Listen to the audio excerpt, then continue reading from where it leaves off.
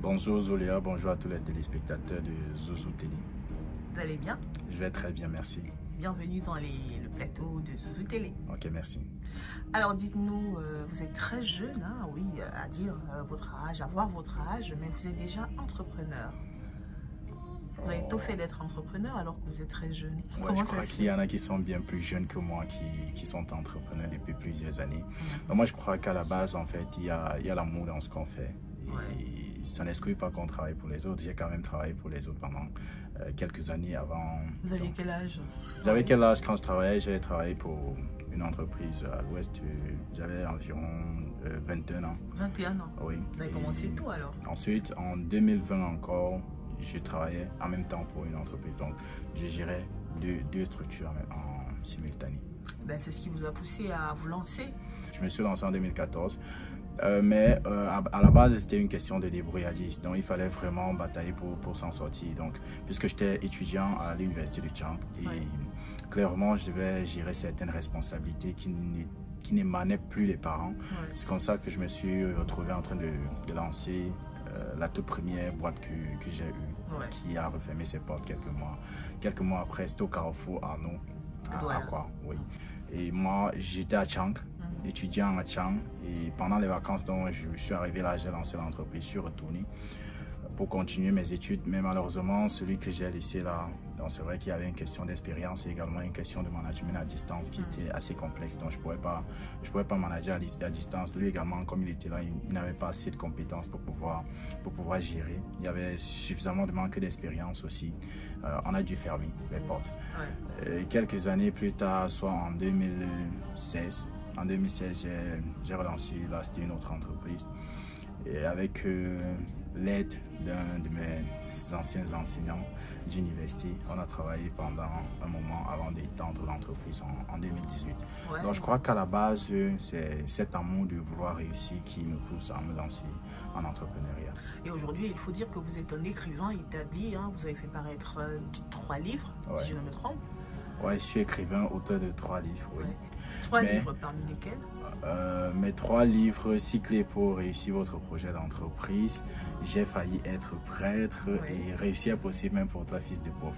Alors le fils de pauvre doit réussir. Oui, tout le monde a droit à la réussite. Tout le monde doit réussir.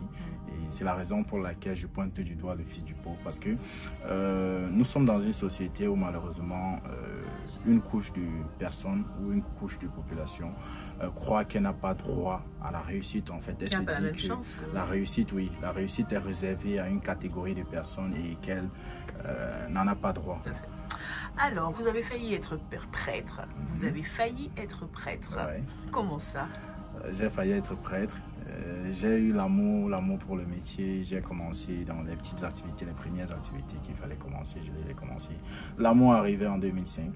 Et l'amour a disparu en 2014. Mais qu'est-ce qui s'est passé? Pourquoi cette transition, cet arrêt? Beaucoup d'événements se sont produits entre 2005 et 2014. Donc, il faut avouer qu'en fait, en 2014, donc disons plutôt en 2011, quand je crois que j'ai eu le baccalauréat en 2011,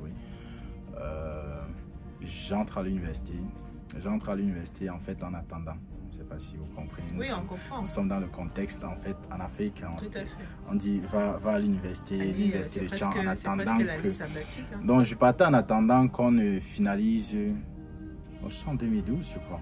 Oui, en attendant qu'on ne finalise les activités au grand séminaire de Bafang. Donc, parce qu'on venait d'ouvrir le diocèse, on venait de créer le diocèse de Bafang.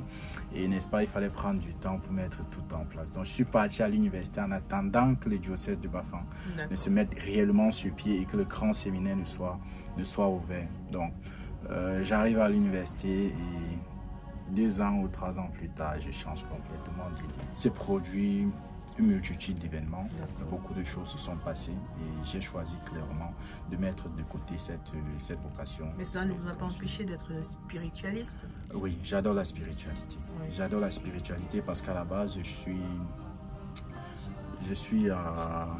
je vais d'abord dire que je suis issu de deux grandes chefferies. D'accord. Oui, 2 grandes chefferies dans le nord-ouest.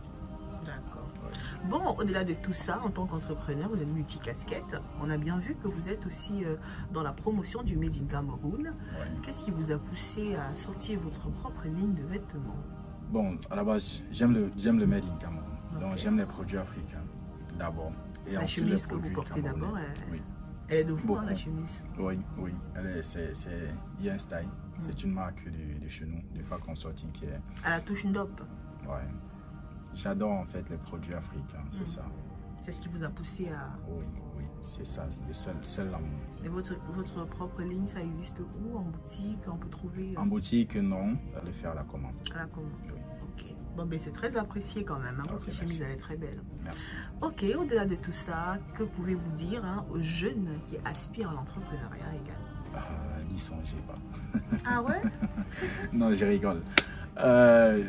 En fait, l'entrepreneuriat, chacun doit réellement s'y mettre par amour. D'accord. Quelle est votre ambition pour le Cameroun? Une question? Je ne peux pas changer le Cameroun, malheureusement. Mais je crois que ensemble avec des autres, on peut changer. On peut faire beaucoup de choses pour le Cameroun. On peut participer clairement au développement Quelle est donc votre idée positive du Cameroun. Et je dis souvent pour moi, je crois que je suis né pour partager la bonne nouvelle, pour répandre la bonne nouvelle. Donc, mon ambition claire pour le Cameroun et pour l'Afrique, c'est de partager la bonne nouvelle, la nouvelle que j'ai avec les Camerounais et les Africains. Super. Ouais. Merci beaucoup à vous. Un mot peut-être pour Zouzou Télé ou sortir Merci à Zouzou Télé pour l'invitation et surtout, j'invite tout le monde à regarder Zouzou Télé. Zouzou Télé, la télé qui rassemble.